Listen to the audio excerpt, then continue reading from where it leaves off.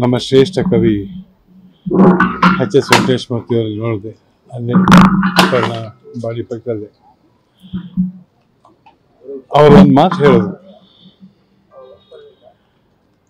ನಮಗೆ ಆಯುಸ್ ಜಾಸ್ತಿ ಆದಷ್ಟು ಜಾಸ್ತಿ ಸಾವು ನೋಡ್ತಾ ಇದ್ದೀವಂತೆ. ಕೆಲವು ಸಲ ಅನ್ಸುತ್ತೆ ಜಾಸ್ತಿ ಆಗ್ಬೇಕು ಆಯುಸ್ಸು, ನಮ್ಮ ಕಣ್ಮುಂದೆ ಈ ಥರ ಮಕ್ಕಳೆಲ್ಲ ಹೋಗ್ತಾರಲ್ಲ ಅಂತ.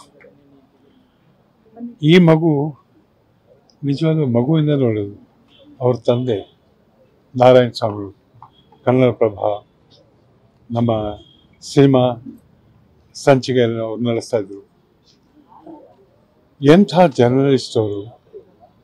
ಇವತ್ತು ಅಪರ್ಣ ಸಂಸ್ಕಾರ ನೋಡಿದಾಗ ಜ್ಞಾಪಕ ಬರೋದು ನಾರಾಯಣ ಸ್ವಾಮಿಗಳೇ.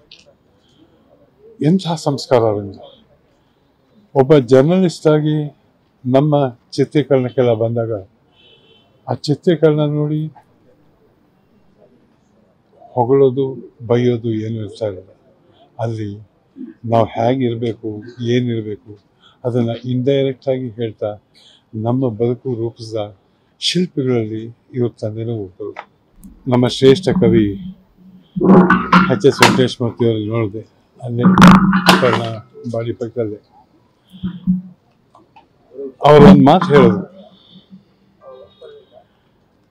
ನಮಗೆ ಆಯುಸ್ ಜಾಸ್ತಿ ಆದಷ್ಟು ಜಾಸ್ತಿ ಸಾವು ನೋಡ್ತಾ ಇದ್ದೀವಂತೆ. ಕೆಲವು ಸಲ ಅನ್ಸುತ್ತೆ ಜಾಸ್ತಿ ಆಗ್ಬೇಕು ಆಯುಸ್ಸು, ನಮ್ಮ ಕಣ್ಮುಂದೆ ಈ ಥರ ಮಕ್ಕಳೆಲ್ಲ ಹೋಗ್ತಾರಲ್ಲ ಅಂತ. ಈ ಮಗು ನಿಜವಾಗ್ಲೂ ಮಗುವಿಂದ ನೋಡೋದು. ಅವ್ರ ತಂದೆ ನಾರಾಯಣ ಸ್ವಾಮಿಗಳು ಕನ್ನಡಪ್ರಭ ನಮ್ಮ ಸಿನಿಮಾ ಸಂಚಿಕೆಯನ್ನು ಅವ್ರು ನಡೆಸ್ತಾ ಇದ್ರು. ಎಂಥ ಜರ್ನಲಿಸ್ಟ್ ಅವರು.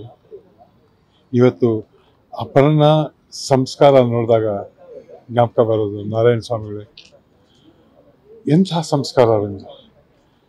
ಒಬ್ಬ ಜರ್ನಲಿಸ್ಟ್ ಆಗಿ ನಮ್ಮ ಚಿತ್ರೀಕರಣಕ್ಕೆಲ್ಲ ಬಂದಾಗ ಆ ಚಿತ್ರೀಕರಣ ನೋಡಿ ಹೊಗಳೋದು ಬೈಯೋದು ಏನು ಇರ್ತಾ ಇರಲಿಲ್ಲ.